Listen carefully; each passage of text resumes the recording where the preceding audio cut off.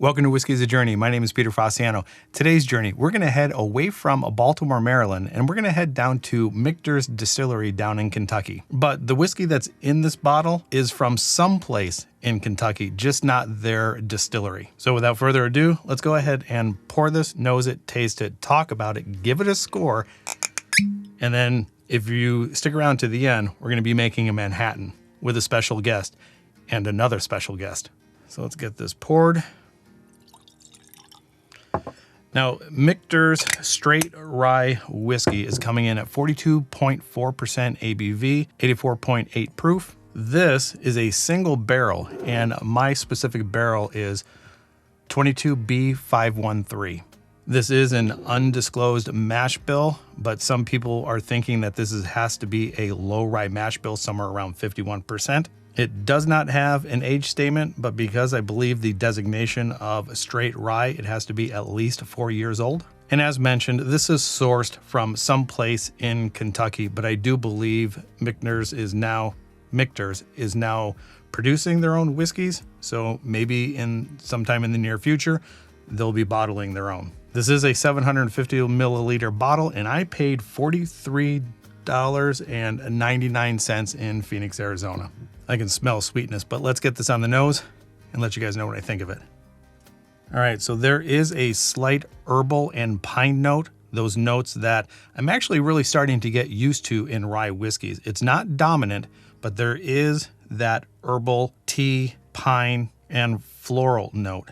On the back end, I get a little bit of citrus as well and some cinnamon. And like always, that rye spice pepper note is there. I would say this is more rye spice than it is sweet, but there is some sweetness here. Very, very faint, but it is sweet. Let's get it on the palate, see what I think. All right, I was not expecting that. That is super sweet. I was thinking this was going to be more spice, but it's not. That is incredibly sweet for a rye. And maybe the rumor is correct. Maybe this is a low rye mash bill and a higher corn. I've had this a couple of times and I'm not remembering it being that sweet. And in a way, I'm kind of disappointed.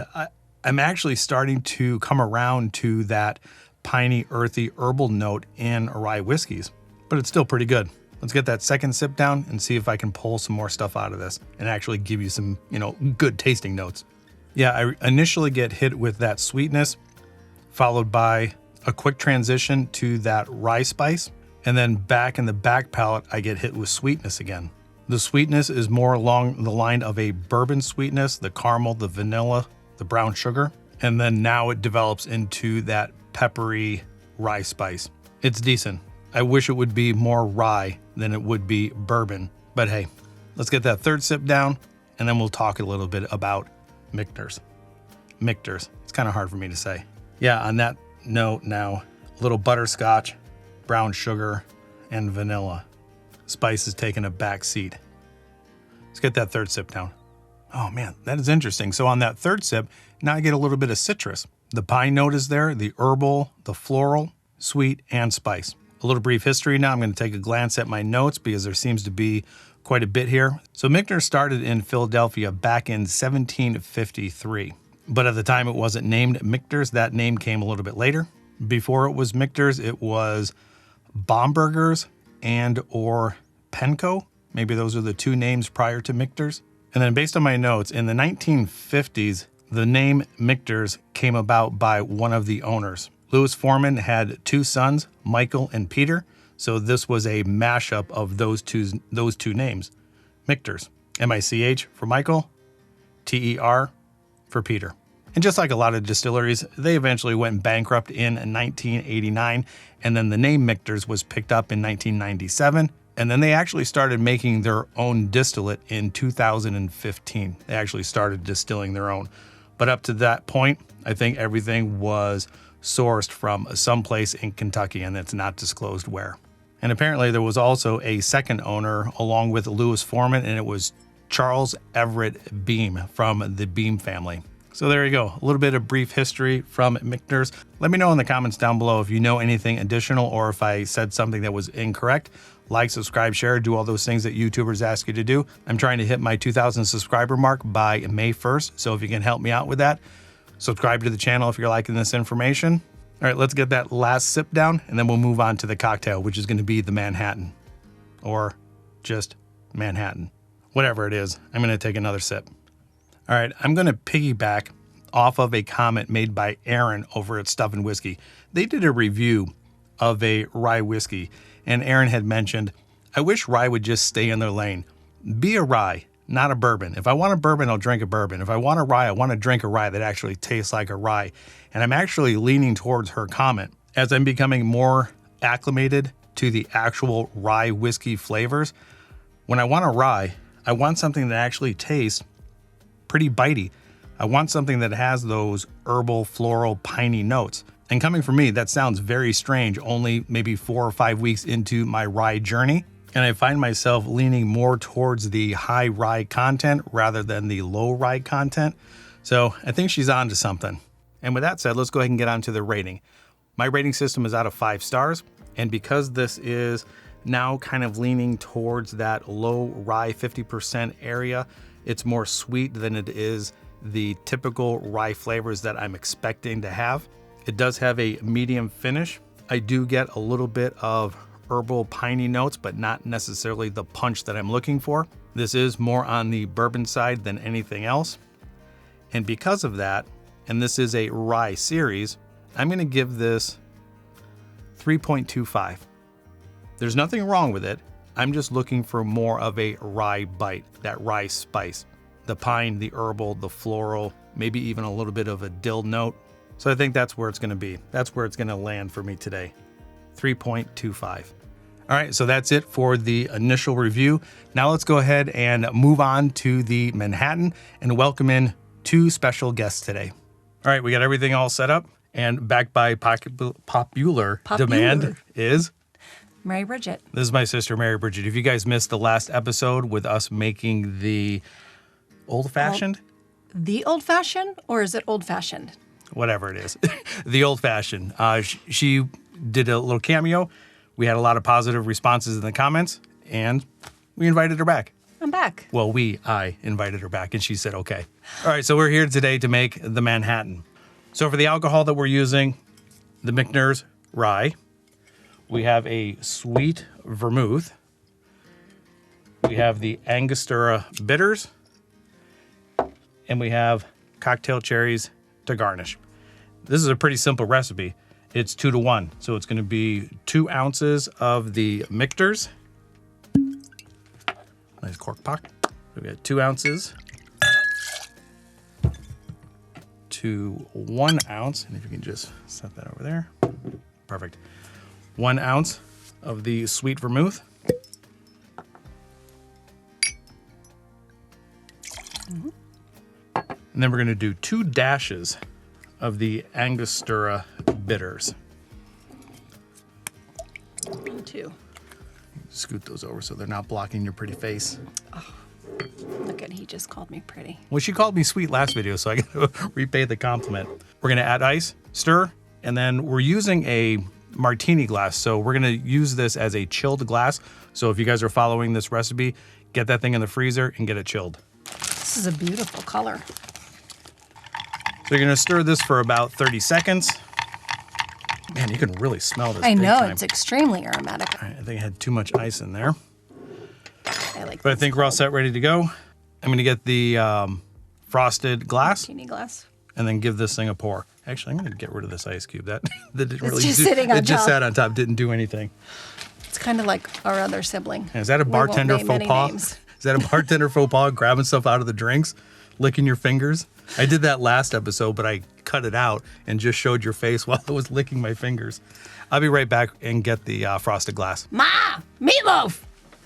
Lynn is here. Another friend, Lynn. Who you've heard him call out before. She's camera shy. You can come in. She will come in for the tasting because this is one of her favorites. Yeah. It was her grandmother's favorite. Her grandmother's favorite. So this is ode to grandma. Right. And whiskey and drinks in general, there's usually a backstory behind it. And it's, you know, sometimes you have very fond memories. And this one for Lynn reminds me of her grandmother. Yes. So let's go ahead and strain that out of there.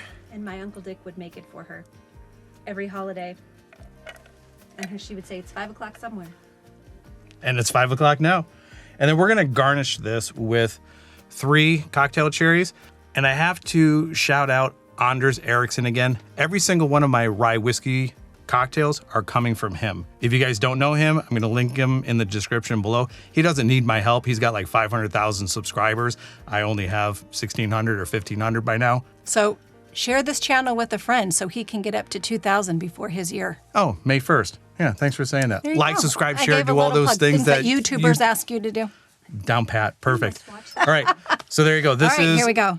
the Manhattan. The Manhattan. Whoa, as I'm spilling it.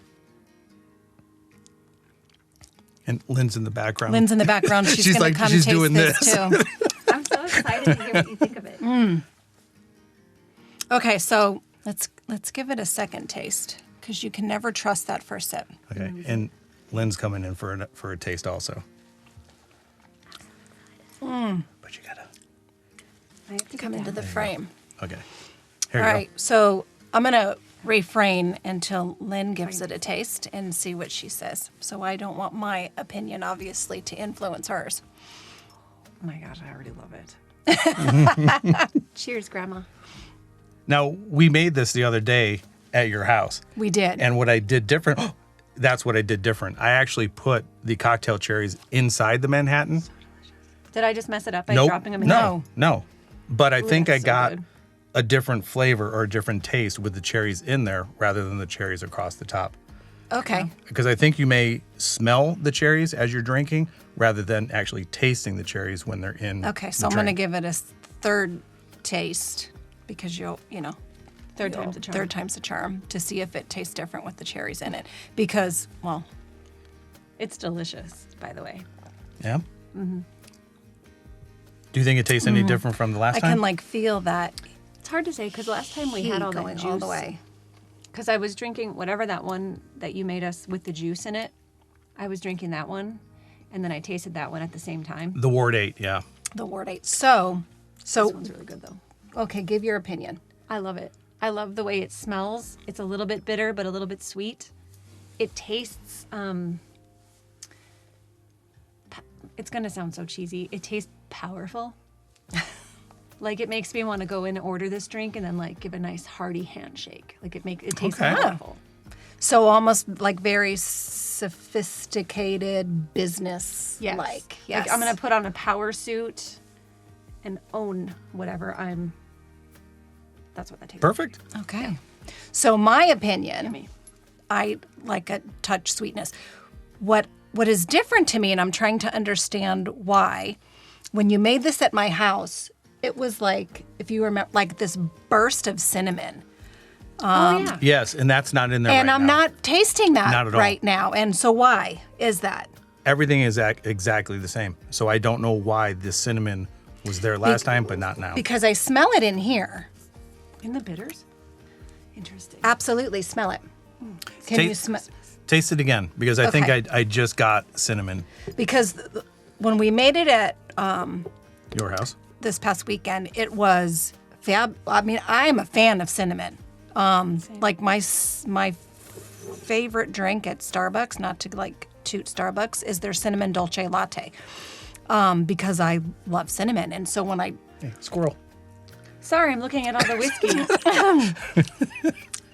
It's really fascinating. It is. All these bottles in here. It is. so I would like a touch more sweetness, like almost if you could take one of the cherries and like squeeze it and put some of the juice in there. I think that would make me like it more. It would give it a touch of sweetness to like tone out like level out the bitterness a little bit. This is Grandma your would be favorite. proud. Yeah. Yeah. Grandma would be proud. Yeah. I would choose Yeah. the old fashioned over this, but I wouldn't kick this out of bed. My dad used to say, I wouldn't kick it out of bed for eating crackers. There we go. All right, so there you guys have it. If you like this video and you'd like to see more of my friends and family, again, let me know in the comments down below. And with all that being said, enjoy your journey, and we'll talk to you guys next time. Cheers. Cheers. Bye.